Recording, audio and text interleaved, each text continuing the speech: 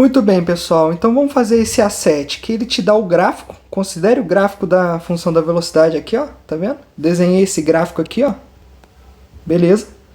E aí ele diz o seguinte, ó. A partir desse gráfico, determine a função horária da velocidade do movimento e um instante em que o móvel muda de sentido, assinalando quando o movimento é retardado e quando é acelerado.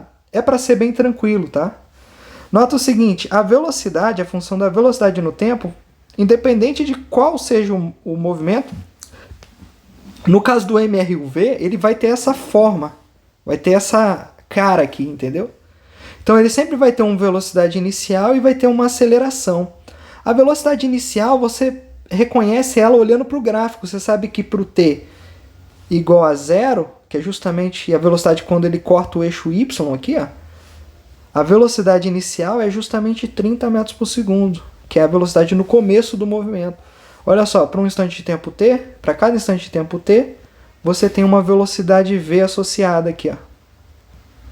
Quando o t vale zero, você tem a velocidade 30 aqui, tá bom? Então esse é o v0. Agora, vamos olhar para a aceleração, porque a gente precisa calcular a aceleração para montar essa função horária. Lembra que a gente precisa desses dois ingredientes aqui, ó, desse cara e desse cara para montar a função horária? Então a gente vai determinar a aceleração. A aceleração é dada pela variação da velocidade dividido pelo tempo que demorou para ocorrer aquela variação. Então nota, aqui, qual que foi a variação de velocidade que ele sofreu? Ele saiu de 30 e foi parar em zero. Então vai ser sempre o valor final menos o valor inicial. Então ele sai de 30 e vai parar em zero, então a velocidade final é 0 menos 30. Então a variação, cuidado, a variação vai ser negativa, porque ele está diminuindo a velocidade com o passar do tempo. E em quanto tempo que ele faz, que ocorre essa variação? Foi justamente em 5 segundos, que é esse tempo aqui, ó, que demorou, o ΔT igual a 5 segundos. Então, no lugar do ΔT, você vai usar 5 segundos. Então, vamos calcular a aceleração. Divide o ΔV por ΔT, vai ser menos 30 sobre 5, menos 6 metros por segundo ao quadrado. Beleza. Uma vez que eu tenho V0 e tenho a aceleração, o que eu posso fazer? Uso essas informações nessa fórmula aqui de cima e vai ficar 30 no lugar do V0, menos 6t. Nota que você tem que considerar o sinal. Se o sinal for negativo aqui da aceleração, você tem que colocar ele ali, tá bom? Cuidado. Cuidado com o sinal. Então, com isso, a gente responde o item A. A gente montou a função da velocidade no tempo. Agora ele quer saber qual que é o instante de tempo que ele muda de sentido e quando é retardado, acelerado. Nota, para você descobrir um instante que ele muda de sentido, basta você ver qual o instante em que a velocidade zera.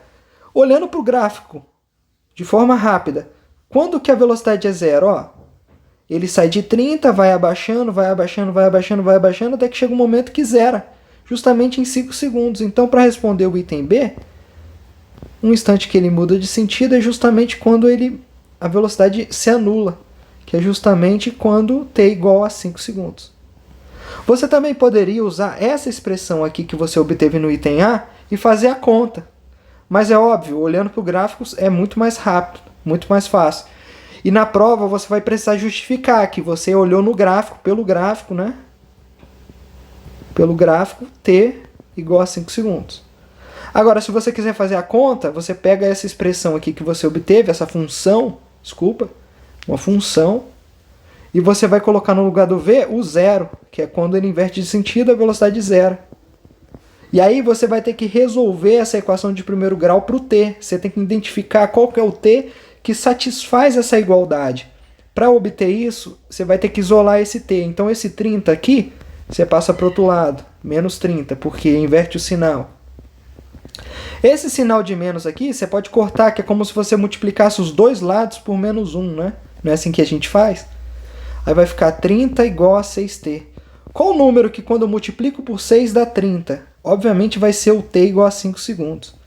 Mas pode resolver essa equação no algoritmo tradicional que é justamente pegar esse 6, que aparece multiplicando t, passar ele para o outro lado, ele vai com a operação inversa.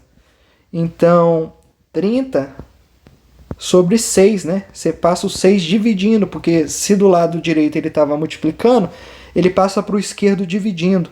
30 sobre 6, 5 segundos. Duas formas de resolver o mesmo problema. Aqui a gente usa um canhão, né? Fazendo essa... substituindo na função horária, ou então você pode, de uma forma mais simples, olhar direto no gráfico e obter a resposta. Tá, agora eu quero saber quando que esse movimento vai ser acelerado e quando ele vai ser retardado. Nota, vamos lembrar, para ser acelerado tem que coincidir o sinal da velocidade e da aceleração.